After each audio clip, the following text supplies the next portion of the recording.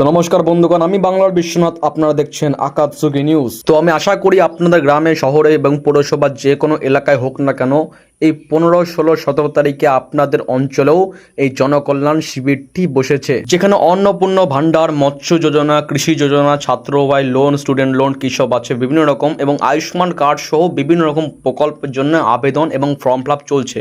এবং এখানে বিভিন্ন রকম যেসব স্কিম আছে সেগুলো এলিজিবিলিটিও চেক করা হচ্ছে যে আপনি কি এটা যোগ্য কি যোগ্য না। প্রথম কথা আমি বলতে চাই, বর্তমান সরকার, আগে তো সরকার দুয়ারে সরকার প্রকল্প চালু করতো, সেখানে বিভিন্ন রকম লোক এসে ভুংবাং কাজ বাজ করতো, সে মানলাম। কিন্তু বর্তমানে যে জনকল্যাণ শিবির যেটা বসছে, আশা করি 3 দিন যে করা হয়েছে, 3 দিনটা মনে হয় 3 দিনটা করা উচিত ছিল না, এটি কমপক্ষে 7 দিন করা উচিত ছিল, সেটা আমার মতে।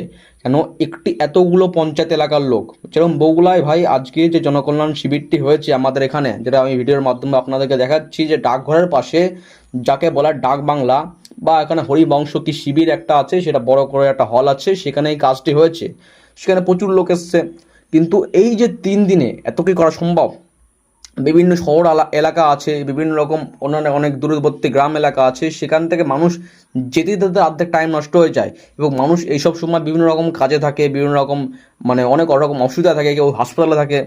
তো এই কথা হচ্ছে যে এই যে 3 দিন জিনিসটা করা হয়েছে, আশা করি যে মাসে, যেটা আমি বলতে চাচ্ছি যে এই যে 3 দিন করা হয়েছে এতদিন পরে, ঠিক আছে, এই মাসে আর একবার জিনিসটা করা উচিত ছিল, এবং এই 2-3টা মাসে একবার করে অন্তত ভাই এটা উচিত ছিল, কিন্তু একবারে করে দিয়ে ছেড়ে দেওয়া হলো, এটা বা উচিত না।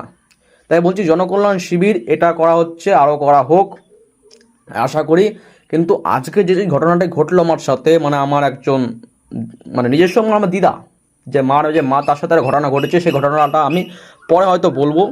কিন্তু আজকে যেসব আমি দেখলাম যে বহু লোক গেছে ভাই, বহু লোক, প্রচুর লোক গেছে, প্রচুর জব কার্ডের জন্য আবেদন হয়েছে। অন্নপূর্ণা ভাণ্ডারের কাগজের একদম ভাণ্ডার পড়ে গেছে, অন্নপূর্ণা ভাণ্ডার ঠিক আছে, কাগজের ভাণ্ডার পড়ে গেছে সেখানে, এই অবস্থা। আয়ুষ্মান কার্ডের জন্য ভাই ধীরে ধীরে লোক আসছে, যারা ওয়াই কার্ড আমার মতো পাবলিক, তাদের কোনো চাপ নেই, তাদের ঠিক চলে আসবে। কিন্তু যাদের নেই, যাদের RKS1 বা RKS2, এদের যা অবস্থা ভাই, এদের আয়ুষ্মান কার্ডে চেকিংয়ের জন্য ভাই বলতে গেলে রাস্তা ছাড়িয়ে লাইন, মনে করুন 300-400 লোক যদি লাইনে দাঁড়ায়, এরকম অবস্থা হয়ে গেছে।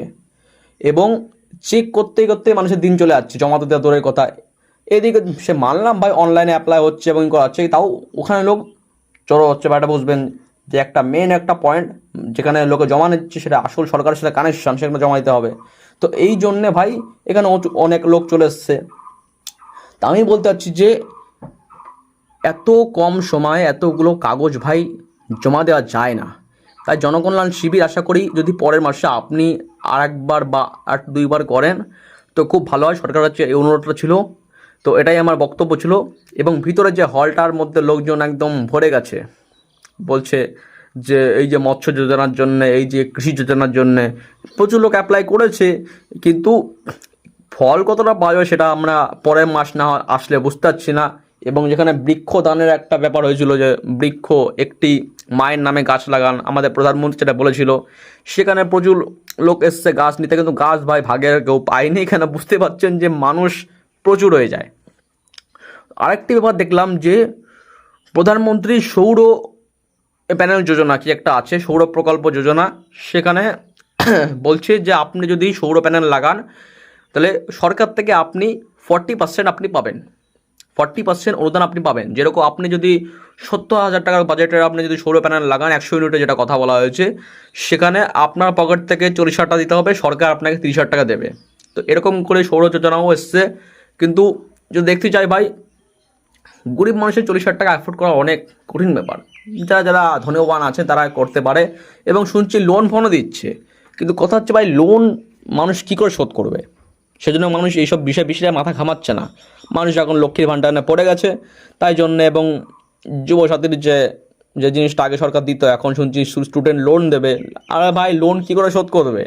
তার কাছে পয়সা নেই বলেই তো এই অবস্থা। সেটা তাকে যদি বা লোন দিয়ে দেওয়া হয়, যে মানলাম ভাই দীর্ঘমেয়াদী লোন মানলাম, আমি কোনো একটা কাজ পালাম না ভাই, এতখানি পড়াশোনা খরচ করে বা এইসব করে পেলাম না 10 লক্ষ টাকা তোর বাবা দেবে বলে। তো শুনলাম যে ঠিক আছে, দেখো 10 লক্ষ টাকা দিয়ে যদি সেই ব্যক্তি যদি শোধ না করতে পারে তাহলে কী হবে? তো এইসব বিষয় সরকারকে তো মাথা ঘামাতে হবে। তো আজকের ভিডিও এখানেই। তো good bye. Very well then. これが人界を全てを変える力だ。勘違いする。お前の使った力ではない。